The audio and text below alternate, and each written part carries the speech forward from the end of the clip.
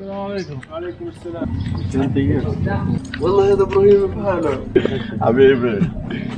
الحمد لله على السلامة. Yeah. No, bigger than I thought. Welcome back to the Philippines. Assalamu alaikum. So we are in Imus, Cavite, and this is the shop of my friend Albay. Kung may Albay, may Albay. Imported pa nagsaserve, mga imported. Galing Canada, mula Palestine, Gaza, Canada, ito napatpat. Sa Imus man pala babagsak. They were going to one of my kababata na Palestinian na mga nag-evacuate mula sa Gaza. So for 20 years halos, since I left Gaza 2002, kami yung unang mga nag-evacuate bago sila. So inshallah pupunta natin sa Imus.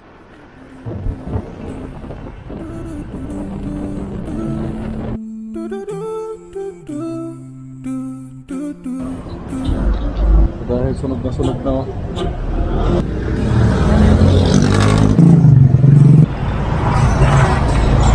Assalamualaikum. So yes, after 20 years mahigit, since 2002, the last time I saw Gaza at itong mga kababata ko doon.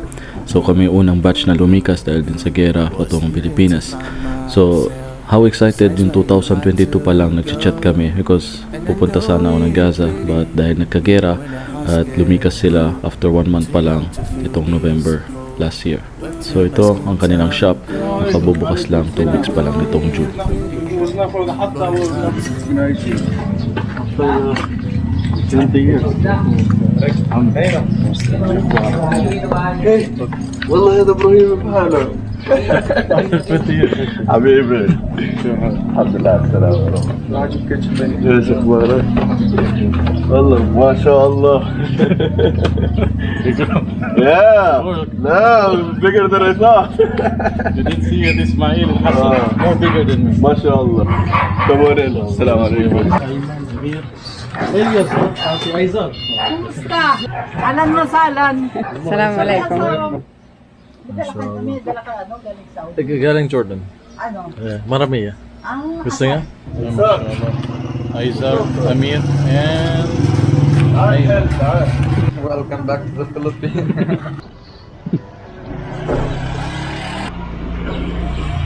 It's easy والله. easy. شوي تراك. Wow. Nice future. Big cat. Aywa, first time I will try again. Use some افوكادو نا. tawag yun na dirty ice cream sa? Dirty ice cream is I don't know, but I think it's natural يعني.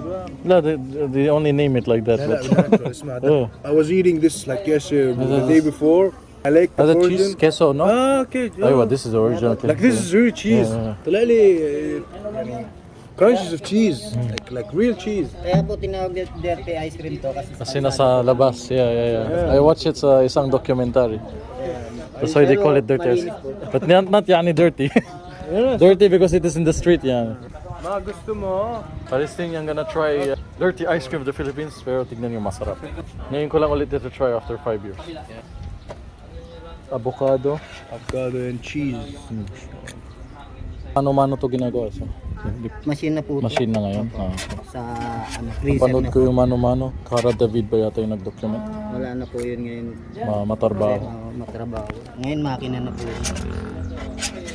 Simula pa noon ng Spanish. The tradition of this, yeah. Taste it, please. Sabi niya pagka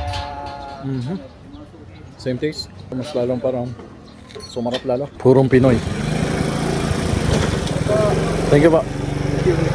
So punta tayo sa kanilang pwesto kung saan 2 weeks pa lang siya open yung June itong 2024, bago pa lang. So parang ako talaga yung unang vlogger na nag-vlog about sa kanilang resto. Alhamdulillah nakalabas sa Gaza na hindi akalain sa dami ng pinagdaanan na mahirap to. Assalamu alaikum. So we are in Imus, Cavite, and this is the shop of my friend Albay. Kung may Albay, may Albay.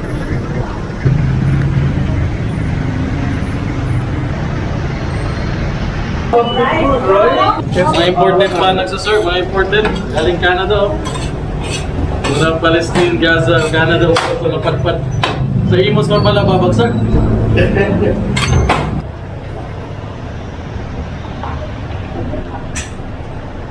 So we went to here. Oo. And then one shawarma rice. Na, beef shawarma. Opo.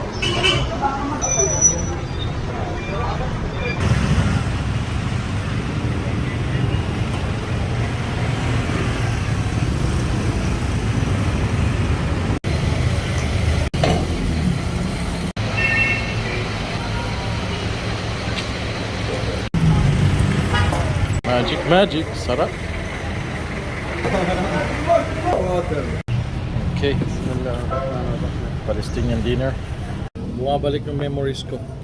Naalala ko to, niluluto ng lola ko sa Gaza. Every Friday, bibisita kami. So, bumabalik memories. I can send it to you. Play it again outside when it was smoke Ah. outside your house. This one. Yeah.